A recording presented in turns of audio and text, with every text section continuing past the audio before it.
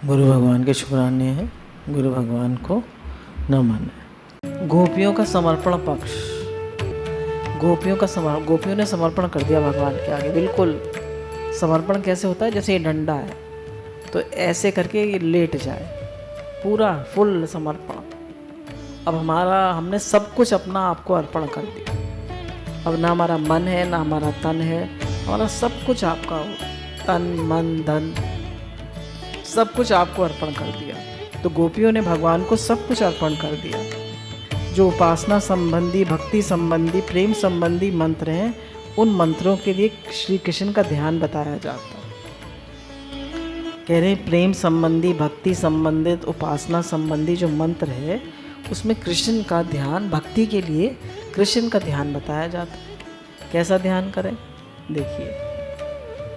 कृष्ण खड़े हैं त्रिभंग ललित माने बांके बिहारी के रूप में,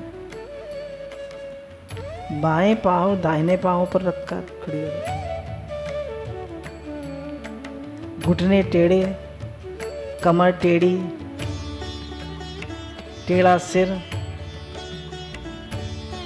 और बांसुरी अधरों पर लगाकर मंद मंद मुस्कुराते हुए, प्रेम भरी चितवन से देखते हुए, भाल पर गोरोचन का तिलक। और गोपियां जो है ना छटपटा रही हैं मन ही मन कृष्ण से मिलन के लिए।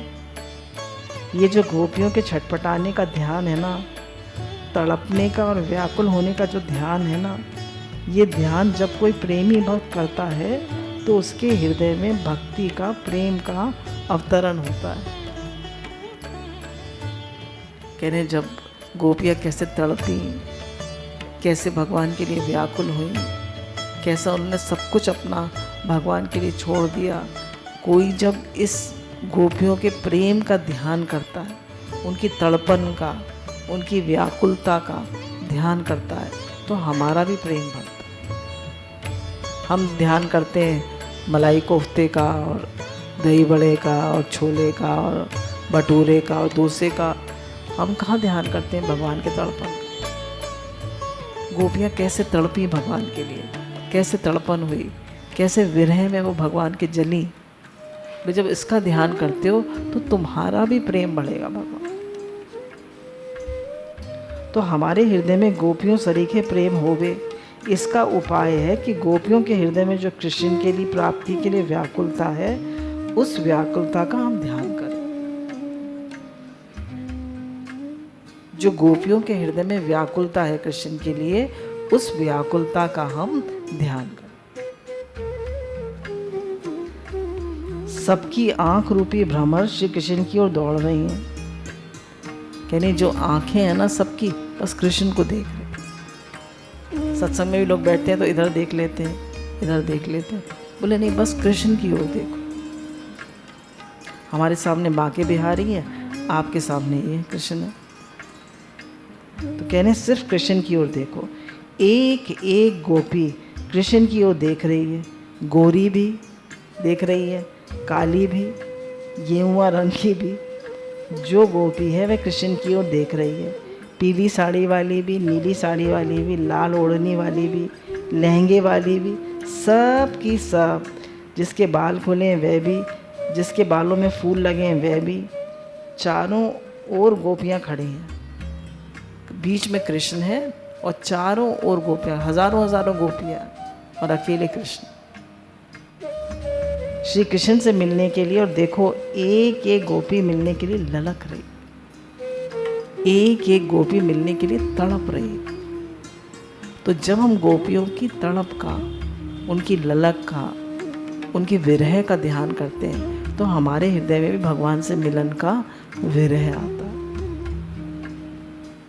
नारायण असल में इस ध्यान में आपका मन अनेक रूप धारण करके श्री कृष्ण से मिलने के लिए व्याकुल हो रहा है। ध्यान का अभिप्राय हुआ कि आप मन को कृष्ण के लिए व्याकुल होने का अभ्यास हो जाएगा। आपके मन में श्री कृष्ण की प्राप्ति की इच्छा हो जाएगी। कह रहे गोपियों का प्रसंग पढ़कर आपके अंदर श्री कृष्ण के लिए व्याकुलता आई। आपको अभ्यास हो जाएगा भगवान के लिए रोने का। जैसे बताया महामंत्र भी जो है वो पुकार है। जैसे हमारे घर कोई डाकू आ गया और उसने हमारे कलेजे पे पिस्तौल रख दी और कह रहा है लाओ सब धन लाओ। अब आप क्या कहते हैं, आपके अंदर में एक पुकार निकल रही है, बचाओ बचाओ बचाओ। तो वो जो पुकार है वो कैसी है, कोई दौड़ कर आए और हमें बचा ले। कितनी तड़प है उस समय, उस तड़प को याद करिए, कोई बचा ले हमें। तो बोले वैसी तड़प जब भगवान से मिलने की हो, वैसी व्याकुलता जब भगवान से मिलने की होगी, तब भगवान मिलेंगे। अच्छा आओ, अब कृष्ण ने कहा हटो लौट जाओ। वो तो कह रही हैं भैया बिल्कुल हम तो समर्पण करने आई हैं, और भगवान कह रहे हैं जाओ लौट जाओ। तो गोपी जो श्री कृष्ण चारों ओर हैं बोली, क्या सब एक साथ बोली या एक एक करके बोली?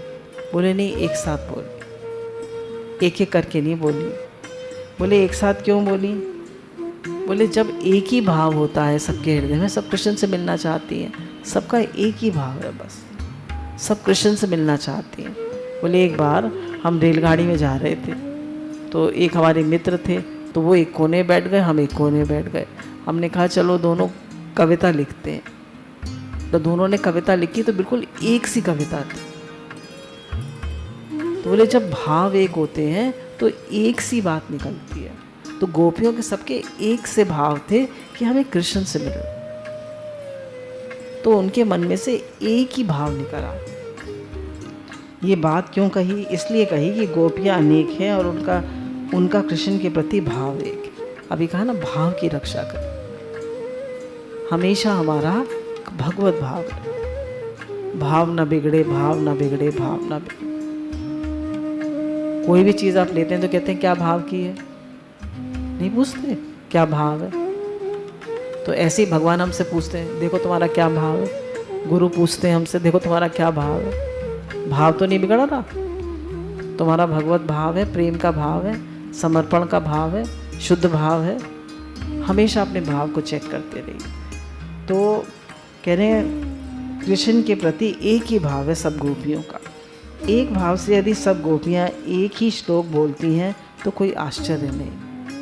बोले सब गोपियाँ एक ही श्लोक बोल रही हैं, परंतु चार दिशा में रहने वाली गोपियों ने चार प्रकार से बोलना शुरू किया, क्योंकि एक साथ बहुत लोग बोलने लगे तो वह तो सट्टा बाजार हो जाएगा।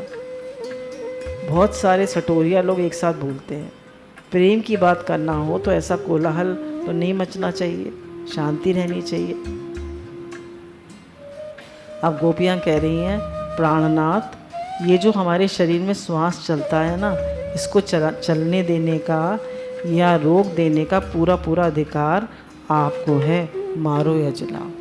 अब गोपियाँ समर्पण कर रही हैं ना, तो कह रहे हैं हमारी जो सांस चल रही है ना, अब आप लोग बताइए हमारी जो सांस चल रही है इसको रोक देने का, चलाने का अधिकार किसका है? हम रोक सकते हैं, चला सकते हैं सांस को? बोला आदमी माने एक दमी, एक सांस आई एक नहीं आई, बस खेल खत्म, इतना ही है आदमी। बोले एक शीशे के गिलास को आप उठा के 50 साल रख सकते हैं, पर आदमी को आप एक दमी।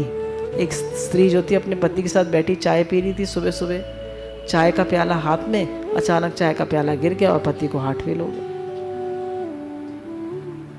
तो उसने कहा अभी तो मेरे साथ चाय पी रहे थे, अभी तो चाय पी रहे थे, ये क्या हुआ? गर्दन लटक गई, खेल खत्म। तो बोला सांस जो चल रही है, एक सांस आए दूसरी ना आए, उसका अधिकार आपको है, हमको नहीं।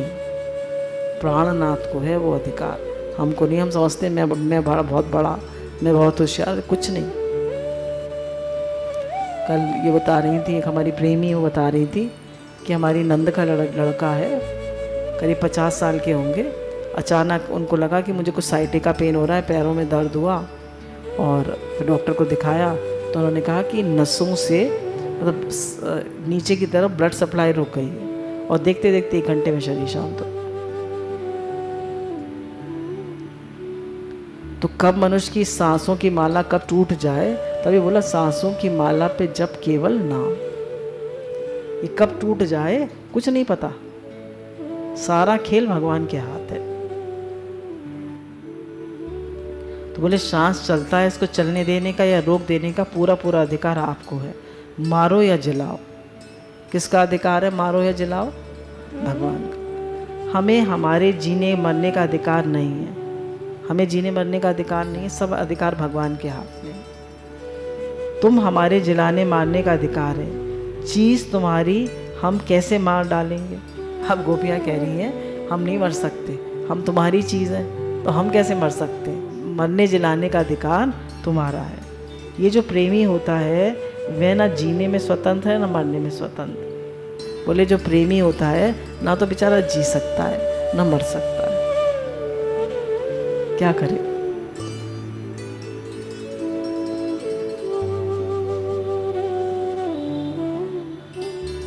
जीता है तो अपने प्रियतम के लिए और मरता है तो अपने प्रियतम के लिए। गोपियों का शरीर अपना है ही नहीं, गोपियों के प्रेम में ये बात विशेष है। आपको आश्चर्य होगा, देखिए अब क्या लिखा है कि ब्रह्मांड पुराण में ऐसा वर्णन है कि श्री कृष्ण के विरह में किसी गोपी का वजन कम नहीं हुआ था, कोई गोपी पतली नहीं हुई थी, और जो मोटे लोग हैं वो सब खुश हो रहे हैं कि किसी गोपी का वजन कम नहीं हुआ था श्री कृष्ण के प्रेम में, और बढ़ा ही था। बोले उनके विरह प्रेम में वजन कम नहीं हुआ था, बढ़ा ही था। बोले अरे बाबा, गोपियों का क्या विरह व्यापता है, ये तो बिल्कुल अच्छी तगड़ी हैं, गाय दूती हैं, पानी भरती हैं, गोबर उठाती हैं, इनको विरह कहाँ है? तो सब तगड़ी हैं, मोटी ताजी हैं। तो गोपियों ने कहा ये जो शरीर तो हमारा नहीं है, कृष्ण का है, इसको सुखा डालने का अधिकार हमको नहीं है, हम इनके विरह में इसको दुबला नहीं कर सकती। बोले ये शरीर तो कृष्ण का है, अब दुबला करें चाहे मोटा करें, हमने तो उनके ऊपर समर्पण कर रखा है, वो कैसे भी रखें। सब मोटे लोग बड़े खुश हो रहे हैं। वे आवेंगे और देखेंगे कि हमारा चेहरा सूख गया, हमारी आंखें रोते रोते खराब हो गई, हमारा श्रृंगार बिगड़ गया, हम उदास हो गई, तो उनके मन में ग्लानि होगी, दुख होगा।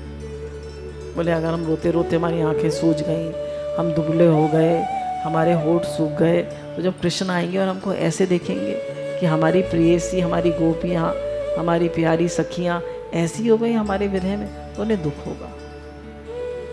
तो इसलिए हम अपने आप को ठीक रखेंगे। अपने किए पर उनको पछताना पड़ेगा, तो उनको ना पछताना पड़े, इसके लिए हमको ठीक रहना चाहिए। ये विभो शब्द का अर्थ बताया। विभो माने अपने प्राणों का स्वामी, प्रियतम। गोपियाँ कहती हैं बाबा इन प्राणों के स्वामी हम नहीं हैं, तुम हो। सच्ची बात है, हम प्राणों के स्वामी नहीं हैं, भगवान आप हैं प्राणों के स्वामी। जब तुम इन प्राणों की पीड़ा पहुंचाते हो तो अपनी ही वस्तु को पीड़ा पहुंचाते हो।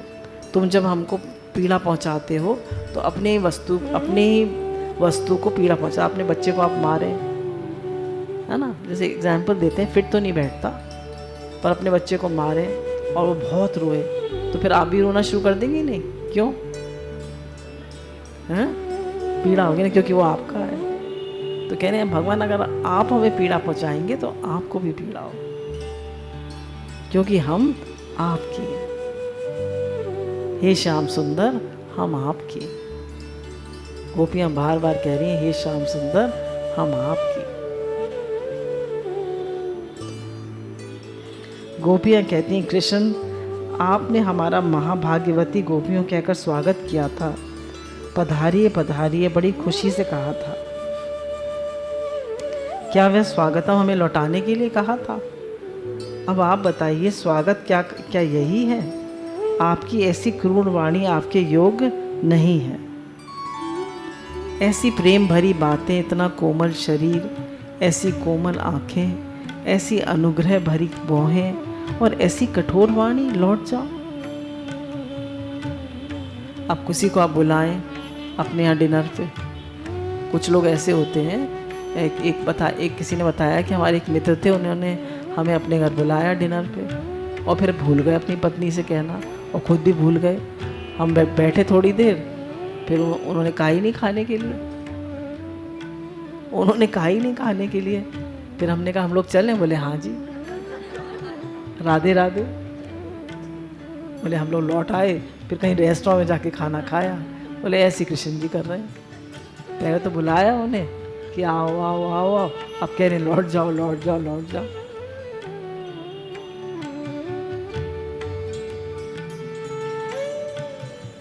अब भगवान ने जब शरीर बनाया तो उसमें हड्डियां तो कठोर बनाई, पर उनको पता था कि मनुष्य कड़वा जरूर बोलेगा, तो उन्होंने जीभ एकदम मुलायम बनाई। जीभ छू के देखिए कैसी है, एकदम सॉफ्ट। एक बहुत बड़े संत थे जो मरने लगे, उनके जो शिष्य थे उनसे पूछा कि मेरे मुंह में दांत हैं? तो उन्होंने कहा नहीं है, सब टूट गए दांत। तो बोले जीभ है?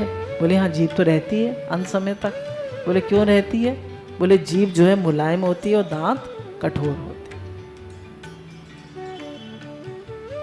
हैं। यही मेरे जीवन का अनुभव है। शुभ शुभ बोलो, मीठा बोलो, हमारे गांव में कहते हैं। बोले शुभ शुभ बोलो, मेरे जीवन का क्या अनुभव है कि शुभ शुभ बोलो, मीठा बोलो, नहीं तो चुप रहो। अपने भाव की रक्षा करो, मीठा बोलो और मन को भी साफ रखो, है ना। वाणी को मत बिगाड़ो, मन को मत बिगाड़ो, यही जीवन का सिद्धांत है। गोपियां कहती हैं तुम इतने मीठे, तुम्हारी वाणी इतनी कड़वी क्यों? देखने में तुम इतने सुंदर, ललाट पे गोरोचन का तिलक, सर पर मयूर पंख, और उसका भी इतना आदर करते हो। घुंगुलची के दाने को गले में पहनते हो और बांसुरी को अधरामृत पिलाते हो, और हमसे इतना कड़वा बोलते हो, आखिर क्यों? उसको बांसुरी तुम्हें इतनी प्रिय है और हमसे इतना कड़वा बोलते हो, क्यों? अब कह रहे हैं चंद्रमा तो अमृत बरसाता है, तुम चंद्रवंशी हो और राम सूर्यवंशी हैं, तो देखो अपने स्वरूप के विपरीत कोई काम नहीं करना चाहिए। तुम तो चंद्रवंशी हो, चंद्रमा अमृत बरसाता है, तो इतना कड़वा क्यों बोल रहे हो? अरे ऐसी क्रूण वाणी तो पापियों को यमलोक में सुनाई जाती है, और हम तो पाप दोनों छोड़कर तुम्हारे पास आएंगे, तो हमें ऐसी कड़वी बातें क्यों सुना रहे हो? प्रेम में दो बातें होती हैं, एक प्यार और एक अस्वीकार। मतलब तुम तो स्वीकार नहीं करते, दुनिया को छोड़ना और प्रभु को पकड़ना।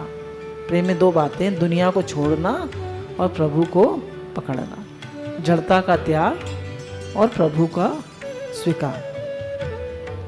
श्री सुखदेव जी महाराज ने कहा, गोपियों ने श्री कृष्ण के प्रति प्राप्ति के लिए संपूर्ण कामनाओं का परित्याग कर दिया है। सुखदेव जी ने गवाही दी थी कि गोपियां हृदय से संसारिक विषयों को नहीं चाहती थीं, लेकिन वे स्वयं ऐसी बात कह रही हैं कि हम केवल निष्काम कहलाने योग्य नहीं हैं। क्यों? ये कहती हैं कि हम निष्काम भी हैं और त्यागी भी हैं। हमने स्वरूप से विषयों का परित्याग करके आई हैं, माने हम सन्यासिनी हैं। गोपियों ने सब विषयों का त्याग कर दिया। पहले गुरु भगवान बताया करते थे सन्यास माने सब कामनाओं का त्याग, तो गोपियों ने सब कामनाओं का त्याग कर दिया, सब विषयों का त्याग कर दिया है कृष्ण के लिए। तो ये कह रही हैं कि हम सन्यासिनी हैं। अब इन्होंने गोपियाँ जो हैं भोजन करते करते, देखिए त्यागी कैसे हैं, भोजन करते करते जब भगवान की बांसुरी बजी तो दौड़ आई, भोजन छोड़ दिया। अपने बच्चों को, पति को खाना परस रही थी। ऐसे मंडलाकार सब बैठे हुए थे, पहले बड़ी बड़ी जॉइंट फैमिली होती थी, उसमें बीच में गोपी सबको परस रही थी। पर जैसी कृष्ण की बांसुरी बजी तो भाग गई, उसको ध्यान ही ना, मैं सबको खाना परस रही। बोले कुछ घी भी लेने गई होगी, अभी आ रही, वो तो गई। कपड़ा पहनते पहनते भाग आई। अंजन लगाते एक आंख में काजल लगाया, एक में लगाया ही नहीं। उसके चित्त में भगवत प्राप्ति के लिए इतनी तवरा है, जरा सोचो तो। वह तो ऐसा है कि मोटर का इंतज़ार ना करे, ट्रक पर दौड़कर बैठ जाए, ऐसी उतावली। जिसमें त्याग का सामर्थ्य नहीं, उसकी निष्ठा में कभी दृढ़ता नहीं आती। कहने जो जीवन में त्याग नहीं कर सकता, उसकी निष्ठा में दृढ़ता नहीं आ सकती। जो उसको पकड़ेगा तो वह सबको छोड़ने के लिए तैयार होगा, तब उसको पकड़ेगा। कहने का भगवान को पकड़ना है तो पहले सब कुछ छोड़ने के लिए तैयार, तब पकड़ सकते हो भगवान को। डरिए नहीं, आपका कुछ छूटेगा नहीं, मन से छूट जाए। जो उसको पकड़ेगा वह सबको छोड़ने के लिए तैयार होगा, तब उसको पकड़ेगा। सुखदेव जी ने कहा था कि गोपी के हृदय में कामना नहीं है, और गोपी कहती है हमने विषय का परित्याग कर दिया। निष्कामता की बात तो सुखदेव जी ने कही और त्याग की बात गोपियों ने कही। तो गोपियाँ निष्काम भी हैं और त्यागी भी हैं, सन्यासी भी हैं। श्री कृष्ण के लिए वह सन्यासिनी है, सब कामनाओं का त्याग किया है। अब गोपियाँ कहती हैं अरे मत छोड़ो हमें बाबा, इसमें बाद में तुमको दुख होगा। तुम्हारी भलाई के लिए कह रही हैं, अरे हम तो गोपी हैं, मर जाएंगी, पर करोड़ करोड़ ये गोपी लौटकर ब्रज में जाने वाली नहीं है। करोड़ करोड़ कह रही हैं, ये गोपियाँ ब्रज में लौटकर जाने वाली नहीं हैं। तुम ही इनकी हत्या का पाप लेकर ब्रज में लौटो तो लौटो। कह रहे हैं ये जो करोड़ करोड़ गोपियाँ सब तुम्हारे लिए आई हैं ना, सब कुछ छोड़कर सन्यासिनी बन के तुम्हारे लिए कल्पों कल्पों से तुम्हारे लिए तपस्या कर रही थी। अगर तुम ये तो लौटेंगी नहीं और तुम ब्रज में अकेले लौटोगे तो तुम्हें इन सब की हत्या का पाप लगेगा। और जाकर खुश होना, पर अब ये गोपी तो लौटने वाली है नहीं। हम तो तुम्हारी भलाई के लिए कहती हैं, तुम्हारी बदनामी हो जाएगी कि कृष्ण के लिए इतनी गोपियाँ मर गई। हाँ, तुमको ग्लानि होगी कि हाय हाय हमने अपने प्रेमियों के साथ अच्छा बर्ताव नहीं किया, इसलिए हमें छोड़ो मत, हमारा त्याग मत करो, हमारी मान लो। हर एक के मन में ये प्रार्थना होती है कि तुमसे मिलने से पहले निकले ना ये दम, तो भगवान के दर्शन हो तभी ये दम निकले, नहीं तो ये जीवन व्यर्थ चला जाए। तो जो गोपियों की तड़प है, जो गोपियों का विरह है, जो गोपियों का प्रेम है, अगर हम उसका ध्यान करेंगे तो हमारे अंदर भी गोपियों जैसा प्रेम आएगा। तो ये रास पंचाध्याय पढ़ने का यही वो है कि हमारा भी गोपियों जैसा प्रेम। गुरु भगवान के अनंत अनंत शुक्राना।